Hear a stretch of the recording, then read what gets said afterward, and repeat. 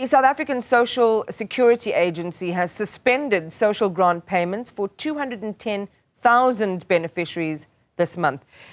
And they are suspected to have defrauded SASSA after a verification process through the Credit Bureau discovered that they had other sources of income. Newzroom Afrika's Ngobile Madlala has the story and joins us now. Just walk us through again, Ngobile, how this was discovered and what will happen next in respect of those who are found to have actively defrauded SASSA. Well, Iman, it's very important for someone who receives social grant to understand that there's a threshold in terms of the amount of money that you need to earn to be able to qualify for SASSA.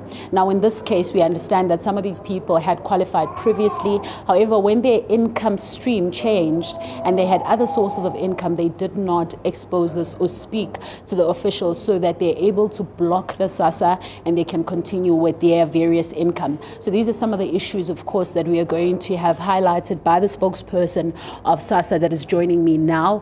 And I think supposedly we'd like to know now how many, we know that it's 210,000 people, but how many of them have come forward? We would be able to release those statistics next week, because remember, tomorrow is the first payment cycle. But we just want to continue to plead with those beneficiaries to voluntarily come forward to a SASSA office and basically update their income status.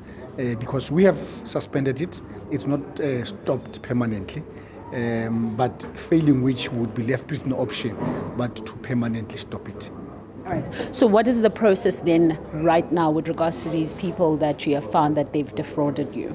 All what they simply have to do is to present themselves to their nearest SASSA office with necessary documentation to a SASSA official to basically ask a SASSA official to update their file. And I think once that happens, we'd have an arrangement with them. That's why I said it's still at a cordial level. And we think that they will respond positively.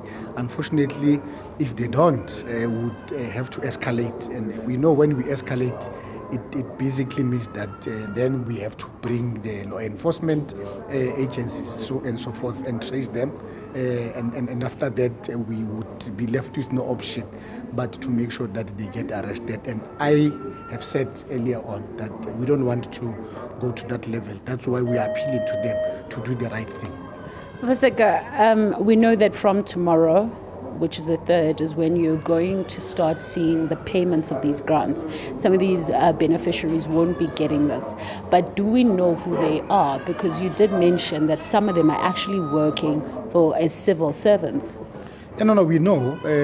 It cuts across in terms of the kinds of grants. But secondly, it's easy when it's a public servant because obviously we have a personal number. We can then be able to trace them easily. And secondly, we can do it easy in terms of blocking the grant from flowing to them. And in terms of getting back the resources of government which were given to them wrongfully so or fraudulently so, we're able to trace them and have an arrangement with them.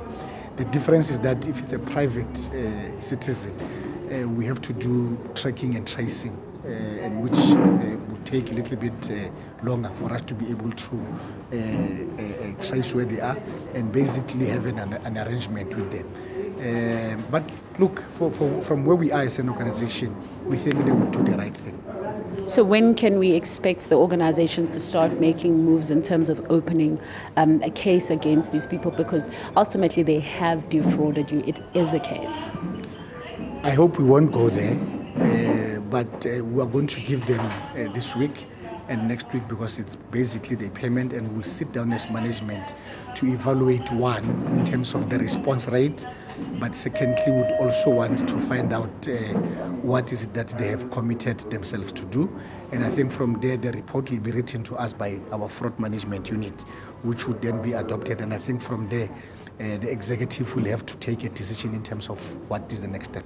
Thank you very much for speaking to us. That is Paseka Letsatsi. He is a spokesperson for SASSA, just giving us details, man, on that story about a number of people that have defrauded SASSA, that they are currently waiting for them to come forward to their offices, especially since tomorrow is the day that they will start paying, and of course not paying those that were part of the defrauding.